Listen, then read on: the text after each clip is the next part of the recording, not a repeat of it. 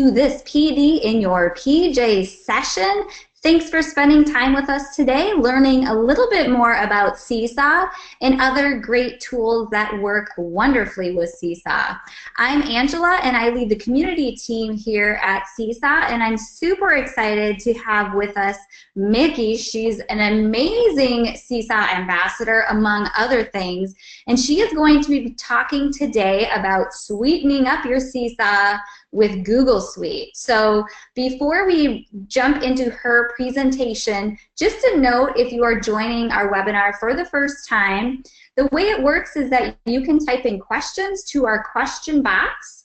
I will be trying to answer those while Mickie is presenting, but we will also have time at the end to answer questions.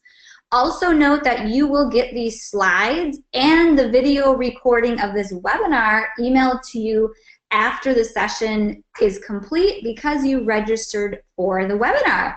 So we are really excited to have you with us here tonight, and I am actually going to pass this over to Mickie so she can start her presentation and share her fantastic ideas and slides. Looking good. I see your screen. We're all set. All right, great. Well, Angela, thank you so much for inviting me to do this. These are two things that I love to talk about, are Seesaw and GSuite. So I am just thrilled to be here and share a little bit about how you can sweeten up your Seesaw with GSuite.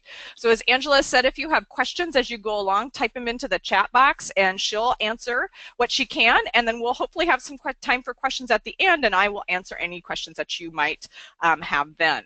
So before we get started with the content for tonight, I want to tell you a little bit about me so you know who's talking to you. My name is Mickie Mueller. I've been in education for 24 years. I spent the most of my career as a business and information technology instructor. So I actually worked with high school students. The last 7 years, I have been my district's educational technology facilitator. So now I work with K-12 students, and my job is really to help teachers use technology in their classrooms and to train teachers on technology. And I tell people that I have the absolute best job in the district because I get to work with all these amazing teachers on a daily basis. I am super proud to be a Seesaw ambassador. I love promoting Seesaw because I've seen the power of this tool and what it can do for teachers and students and families. I am also a Google for Education certified trainer, and I love talking about Google tools. If you have questions for me after the webinar, you can catch me on Twitter. My handle is @Mickie_Mueller. And that really is the best way to get a hold of me. Before we get started with the content for tonight, I want to talk to you a little bit about my district so that you know where I'm coming from. I'm located in Norfolk, Nebraska. We're in the northeast corner of Nebraska. We have about 325 certified staff and about 4,100 students throughout our district. We have a 9-12 high school building, a 7-8 junior high building, a 5-6 middle school building, and 7 K-4 elementary buildings. And I am very honored that for the first time I can officially say we are Chromebook 1-to-1 in grades 3 through 12. This is the first year that I can say we're 1-to-1 in all of those grade levels, spanning all of our buildings. We do also have iPads within our district. They are primarily in our K-2 classrooms, although we have iPads in every building in the district, so we have carts that teachers can check out for special projects. One of my elementaries, Jefferson Elementary, has actually been 1-to-1 for 3 years, and that was due to a special grant that they received from a benefactor. And so 3 years ago, we went 1-to-1 at Jefferson. We are using iPads in K-2, and we are using Chromebooks in grades 3 and 4. And Jefferson is my one building that is using Seesaw for Schools, and I'm going to talk more about that in a minute. We have an awful lot of love for Seesaw in Norfolk Public Schools because we have 7 Seesaw ambassadors throughout our buildings. And so we have a lot of love for Seesaw. It's getting used in a lot of buildings, and that continues to grow.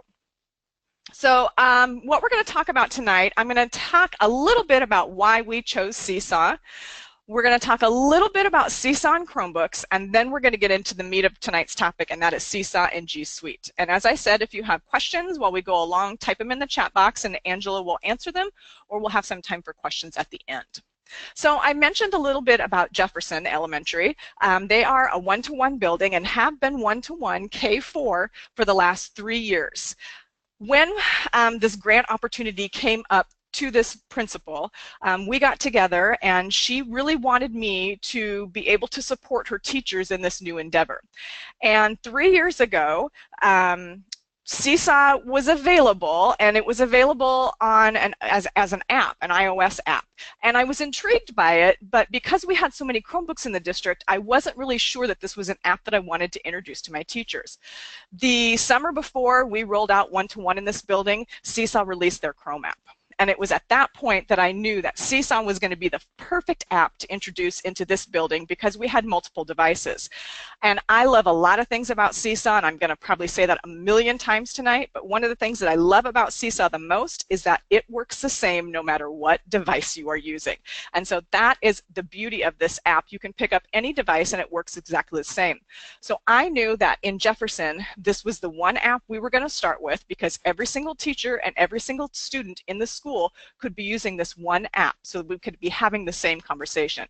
So the first year at Jefferson, we actually used the free version of Seesaw, and then we beta test, or we pilot tested the paid version the last 3 months of that school year, got a taste of what the dashboard was like and how it would work, and we decided to purchase Seesaw for Schools. So we are in our second full year of using Seesaw for Schools. If you haven't seen Seesaw for Schools, this is a brilliant product, a brilliant upgrade to Seesaw.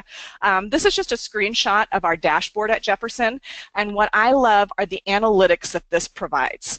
So this is just from 1 week's use of Seesaw for Schools at Jefferson.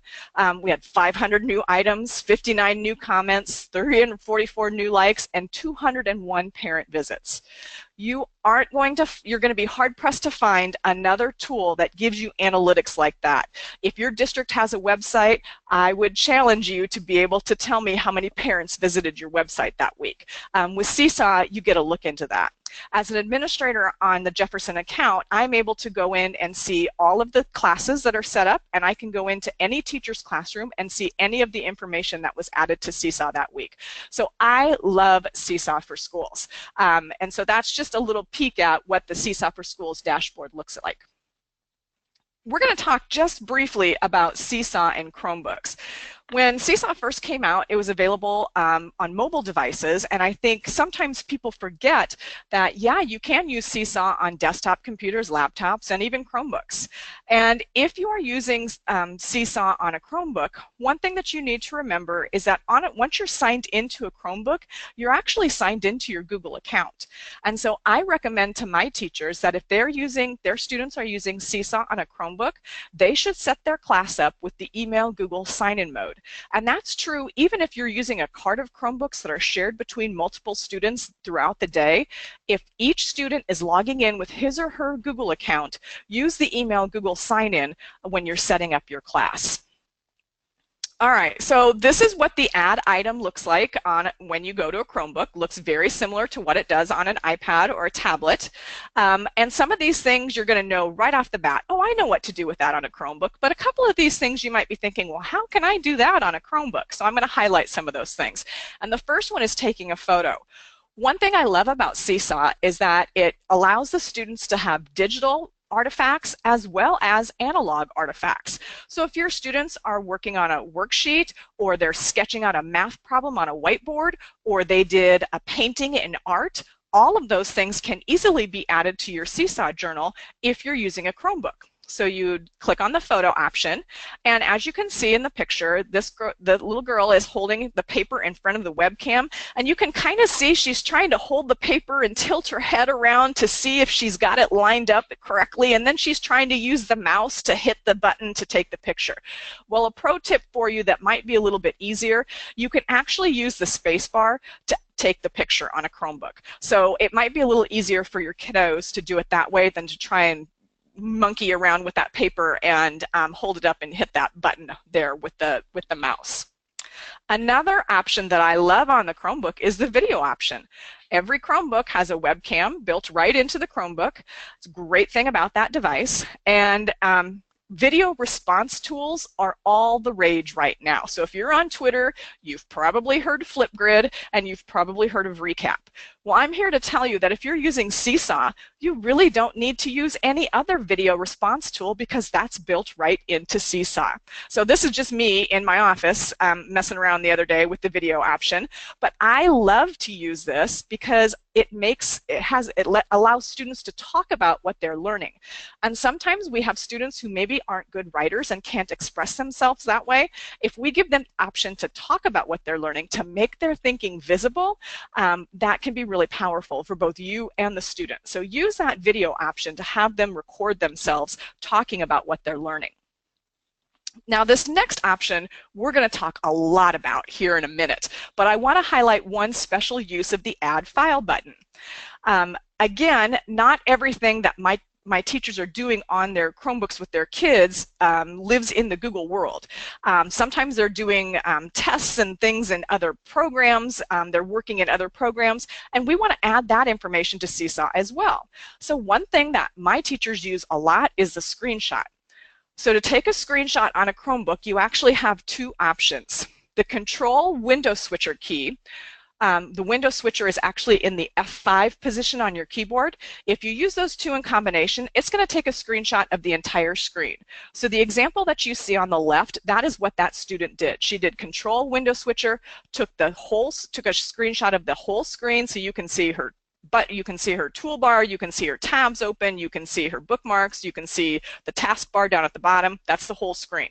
And then she used the Add File option to add that to Seesaw. Now, this particular teacher, she wants all of her students, when they put something into Seesaw, like a screenshot, she wants her students to caption that screenshot. I think we need to start thinking about artifacts in Seesaw from the parent's perspective.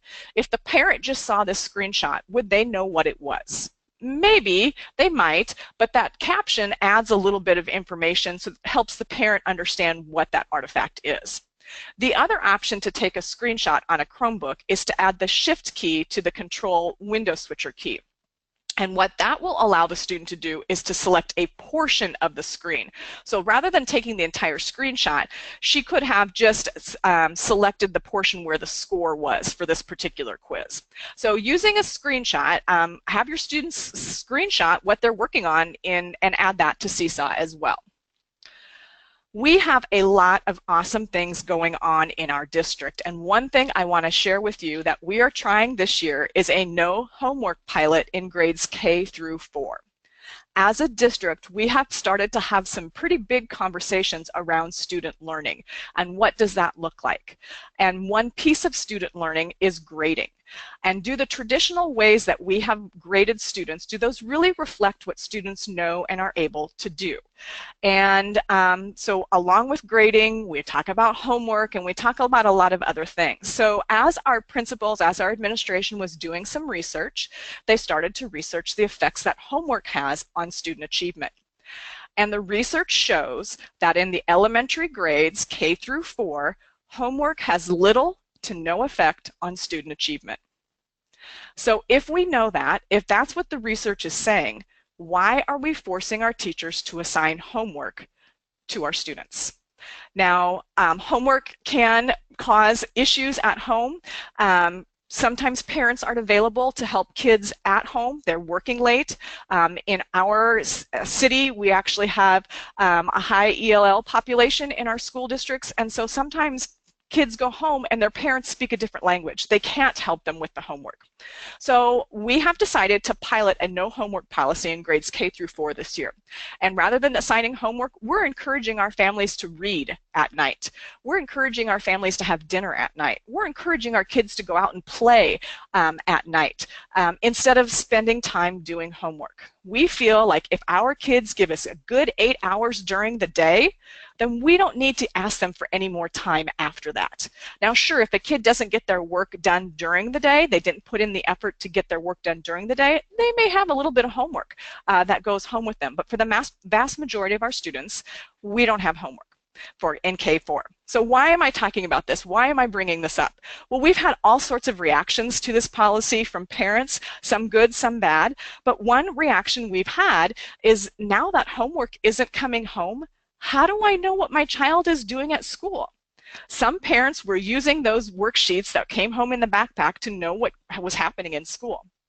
Well, our school, our classrooms, and at Jefferson, where we are using Seesaw, we don't have parents asking that question as much because Seesaw gives parents a glimpse into that classroom on a daily basis, sometimes more than once a day. So we are really encouraging our teachers to use Seesaw to communicate with parents what's going on in your classroom. So remember, if you haven't set up your Seesaw to enable family access, you're going to go to your class settings to do that. That's under the wrench, and you're going to go down to families. And then you're going to turn on family access. Seesaw makes it so simple for you to share this information with families. You can actually print out a sheet for each parent that gives them directions on how to access their child's portfolio. Then Seesaw also gives you ways that you can customize this access. If you want parents to comment on their posts, on their child's posts, you can allow that. You can even approve the parents' comments before it goes live to the child's post. You can decide if you want parents to be able to like. You can decide if you want parents to be able to share posts. So there's lots of options that you have when you turn that family access on. So again, that's under class settings, and if you haven't used that yet with your Seesaw, I highly encourage that. All right, let's talk about sweetening up your Seesaw with GSuite.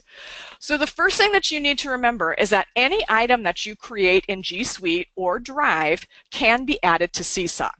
Now this next thing I am so excited about, and I just love that Seesaw made this change and worked this little magic behind the scenes. Share settings of the document that you're adding from Google Drive into Seesaw don't need to be changed. Nothing needs to happen. So this makes it super simple for little kids to be able to add anything out of their drive and not have to worry about the share settings, which can be kind of cumbersome, especially if you're working with littles. All you have to do is use the Add File button, the magic Add File button.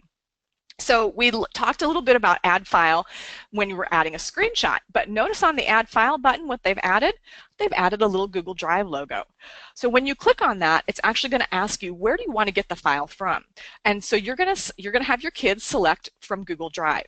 The first time your students do this, they will need to connect their Google Drive to Seesaw just by allowing access, and then their Google Drive will be there, and they'll be able to allow any document in Google Drive and add it to Seesaw.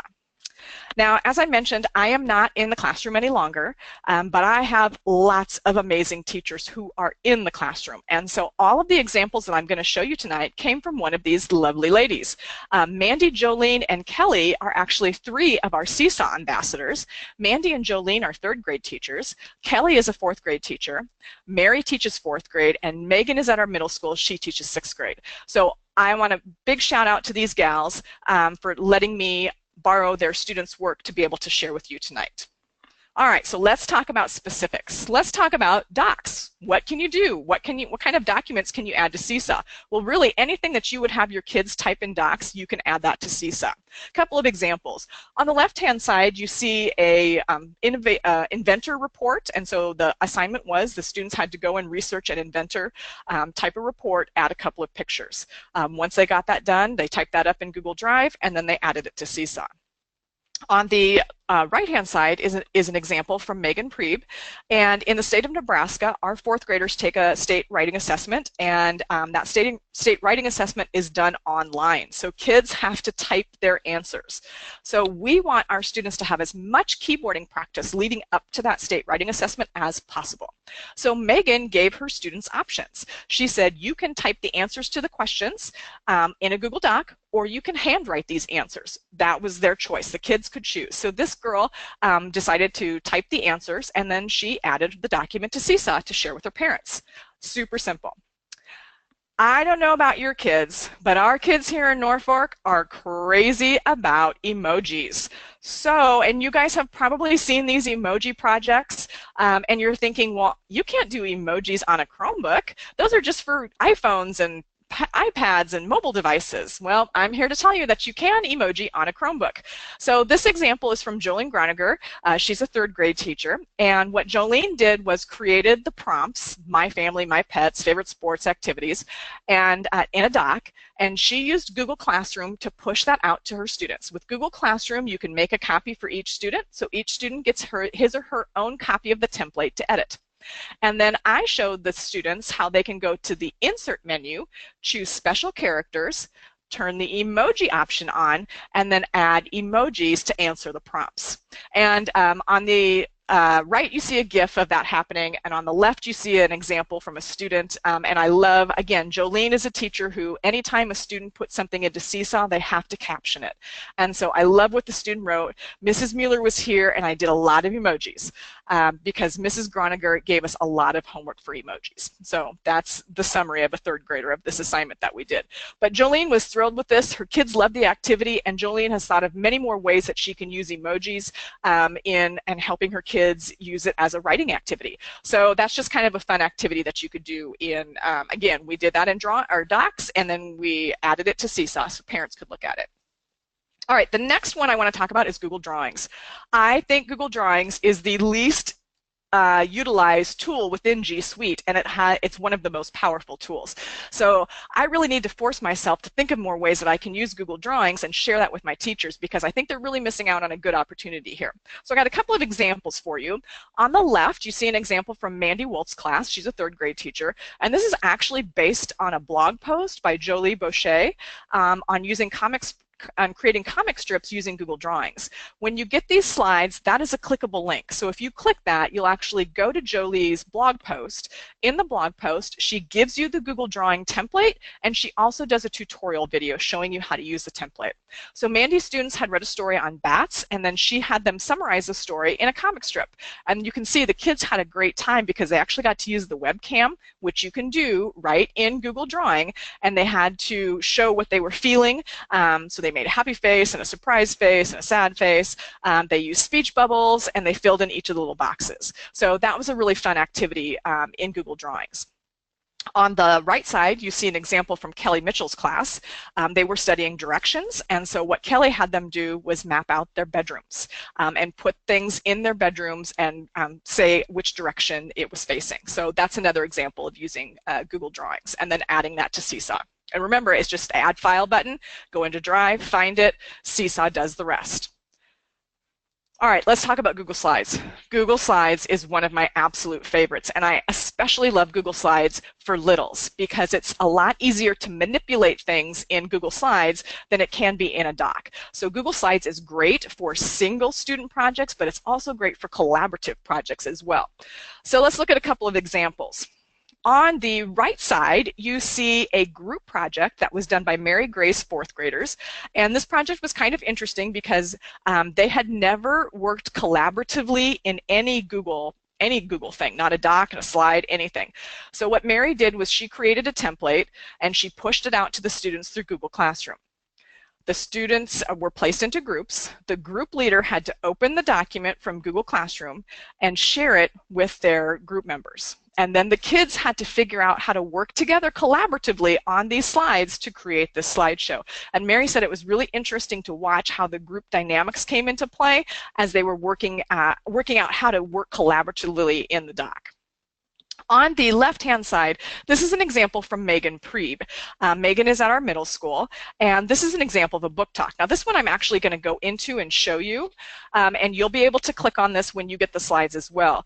But basically, when you add any kind of a document, doesn't matter if it's slide, drawing, or doc, from Drive into Seesaw, Seesaw converts it to a PDF. And so this is a slideshow. This was done in Google Slides, but you can see each slide is its own page in the PDF. This is a book talk. And so the students had to go and research a book and talk about the characters and the setting and so on. But then Megan had them add it to Seesaw and record their voice reviewing the book. And I'm going to see if this will play.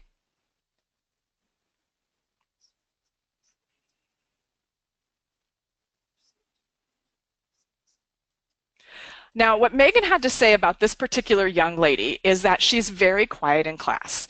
She would never be one to raise her hand and answer a question, and so sometimes Megan isn't sure if she's getting it. But she said that when this gal adds her things to Seesaw and adds her reflection with the audio record, Megan is absolutely sure that this girl gets it. She said her recordings are beautiful, on spot, and she knows what she's talking about. So for Megan, this has really been a way for her to see if this little girl is understanding what she's teaching in class. And so Megan is really impressed with this girl and how she records her thinking using Seesaw. All right, this next one, you're going to be thinking, now, Mickie, there is no way that you can think of a way to use Google Forms and Seesaw. Yep, there is. So Kelly Mitchell's class, they were doing a unit on data and graphing and charts. And she said, Mickie, I want a way for my students to get some authentic data. So how can we do that? And I'm like, well, let's have them make a Google form. This was when Kelly was teaching third grade at the time. Third graders can make a Google form, people. They can do it.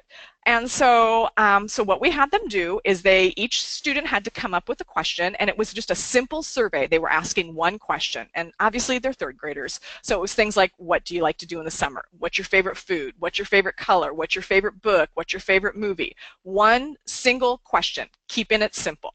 And then Kelly's like, well, how are we going to get the kids to take each other's surveys? And I said, well, we could do a gallery walk where they just open their Chromebook and they have it on the Chromebook and they walk around and do that. And then I'm like, nope, we're not going to do that. We're going to add it to Seesaw and have them take the survey that way. So when we did this, we actually did not use the add file option. We used the link option because we wanted the students to access the live form to be able to fill out. So they used the add link option, added it to Seesaw. Students went into Seesaw, accessed each other's survey, took each other's survey, and then each student had data that they would be able to fill out, or that they would be able to then make a chart from. And so that was kind of an interesting way to use Google Forms with Seesaw.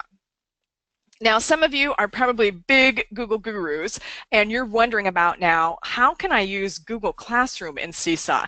And you've heard me mention Google Classroom a couple of different times. Google Classroom absolutely works hand in hand with Seesaw. What you need to remember about Classroom is that Classroom is a closed environment. And what that means is that really only you and your students have access to Google Classroom. Now, it is true that you can turn on Guardian Summaries, but the Guardian Summary is basically an email that shows the parents or guardians the work, when the work is due, and missing work. It doesn't show the completed work, the actual work product. So by adding that work to Seesaw, parents then get to see the work itself. Bottom line is you need to create a workflow that works for you in your classroom.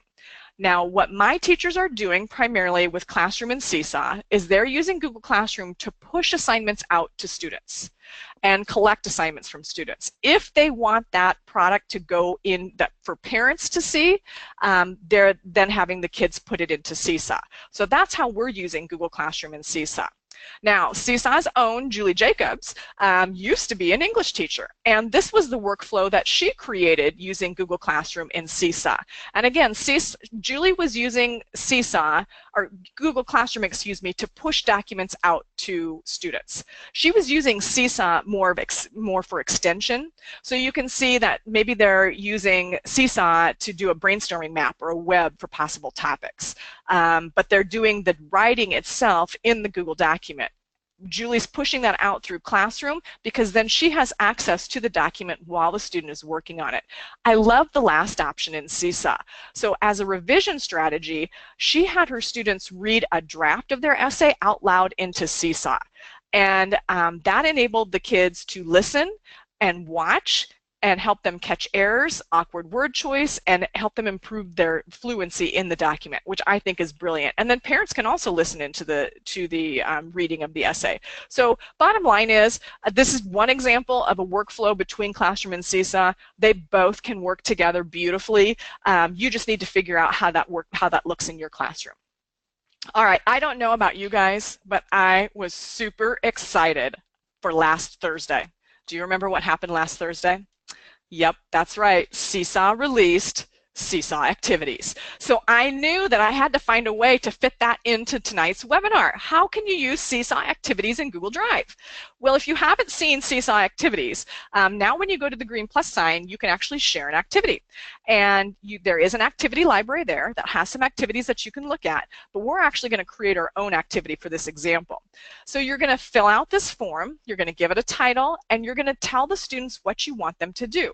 I love the fact that you can add voice instructions, so those students who maybe aren't as strong at reading can listen to your instructions, and they can listen to it over and over and over again. So you don't have to go over and tell the student what to do. They can just listen to your recording over and over again. So how can you use this with Google Drive? Well, this is the one example that I came up with. So I had my students do a book talk. They did a slideshow in Google Drive on a book that they had read, and I want them to add that to Seesaw, and I want them to add an audio recording saying what they liked about the book and why other people should read the book. So here were my directions to get that from Seesaw, from Google Drive to Seesaw. Now, I think that this could be great for differentiation, or if you're working in a blended learning classroom where you're giving students choice of pace and how they work, you could create several activities or things that you want students to accomplish, add them into Seesaw, and then students could work on those activities as they got to that part. Every student could be working on a different activity. So I love the possibilities of activities. This is just one way that you could use that with Google Drive, but I know there's lots of other ways that you could use activities with Google Drive. So I've talked a lot tonight. I've given you lots of ideas, but I want to give you a place where you can go and get even more ideas, and that is the book, The Google Infused Classroom by Holly Clark and Tanya Abrith. They actually talk about Seesaw in this book, as well as a lot of Google tools and a lot of other web-based products, and give you ideas for how you can use them. Holly recently did a post on Seesaw. She called it the Making Thinking Visible Machine, and I love that aspect of Seesaw. So if you're interested in a good quick read that has tons of practical ideas, I encourage you to check out Holly and Tanya's book. I want to leave you with just a few more resources. If you haven't checked out the Seesaw Help Center, they will answer all of your questions, pretty much all of your questions. The Seesaw Idea Space is brilliantly designed, and if you're looking for things to do with Seesaw, that is a great place to go. If you want to know more about Google, then I suggest you go to the Google for Education Training Center, where they have training on all of the different Google products, and it's training for teachers. So how you can be utilizing these tools as a classroom teacher. I love the Google for Education Training Center. They also have a specific training center for classroom called the First Day of Classroom. If you're a Chromebook user, I developed the Chromebook Classroom as a training site for my teachers, primarily targeting elementary teachers, but if you use Chromebooks in any grade level, you can benefit from using that site. And then I linked the PD in your PJs for next month there, and Seesaw Chat, don't forget the Seesaw Chat, that's the second and fourth Tuesdays at 4 p.m. Pacific Standard Time. They had a great chat tonight on the new activities feature. So that was me, fast and furious. Angela, do we have questions, or have you been able to answer most everybody's questions? Well, I've been trying to reply to them. You've done such a great job, and I just love listening to you. We could be here much, much longer. But if you do have questions that you would like Mickie to answer, now is a great time to type those in. And just a wealth of information. At ISTE, I actually, thanks for mentioning the Google Infused Classroom book, I got to talk with Tanya about that book a little bit, and she was so enthusiastic, obviously, about Google, but also Seesaw and how they really can work hand in hand together, and it's not a one or the other type situation. So it was great chatting with her. All right, any questions you have, go ahead and type them in. So just a reminder, we will be sending this video recording to you, as well as Mickie's amazing slides. She is more than willing to also answer your questions. You can find her on Twitter. She'd be happy to chat and share examples or answer any other questions that you do have. When this webinar ends, there'll be a short survey that we would love for you to fill out. It really helps in our planning to see what do you want to talk about next in a webinar? What do you need help with? What can we do to support your students and you as you get going with Seesaw? So I think you handled everything so well. There aren't many questions, Mickie. So I am going to say thank you for coming tonight and sharing your expertise with us and being willing to share your resources as well. Thank you so much for having me, Angela. I love talking about Seesaw. And as Angela said, if you have any questions after the fact, tweet me and I would be happy to answer them. All right. Thanks, everyone.